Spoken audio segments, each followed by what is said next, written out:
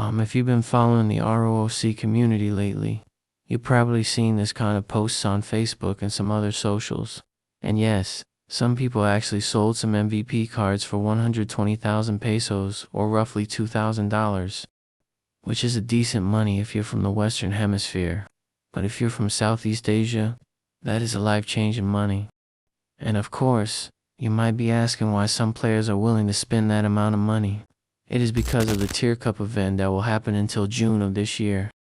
If you want to know the details about the Tier Cup tournament, I will put a link in the description below for the official info page. But I'm not here to teach you how to win on that tournament. I'm here to show you how we could farm for MVP card efficiently and probably convert it to real-world money. If you've been playing for a while now, you probably know that a character only has 5 chances per day to loot something on an MVP cards included. You might also probably know that you don't need to be server strong because it really is luck dependent. Yes, you don't need to be in the top 15 to loot something. I've seen it. So the most efficient way of farming these valuable cards is create 5 characters on the same server. What I recommend is for Ranger DPS and a single priest for buffs and resurrection. Theoretically, you could make a party of dozens of characters using the raid feature, but it'll be harder to manage. Just run the JoyMaker client multiple times. Make sure to log in a different account on every instances.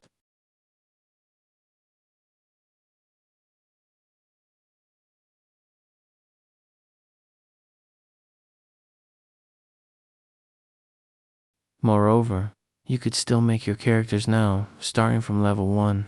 Because honestly, you really don't need to be that strong. All you need is to hit the MVP when it appears.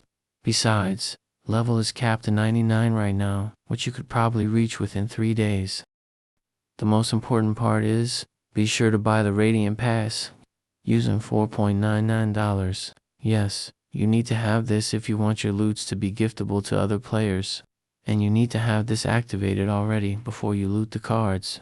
But of course, you could just use a dummy account and sell the whole account instead.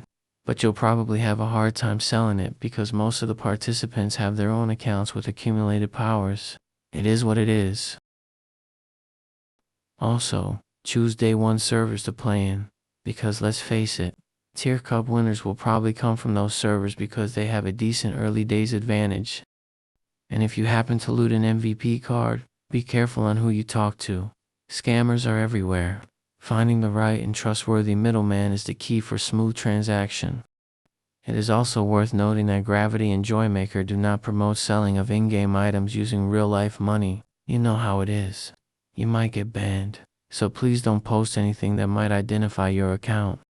Honestly, I don't really understand why do a tournament with a lot of prize money that we all know that it can be won by a free-to-play player.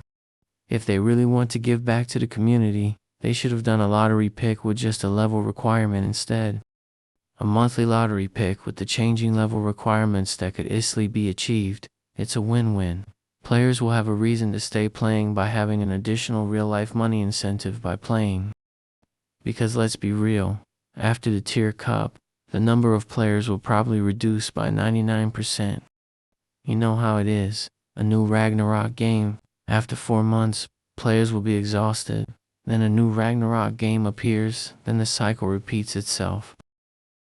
And honestly, they should have called it Whale Cup instead of Tier Cup.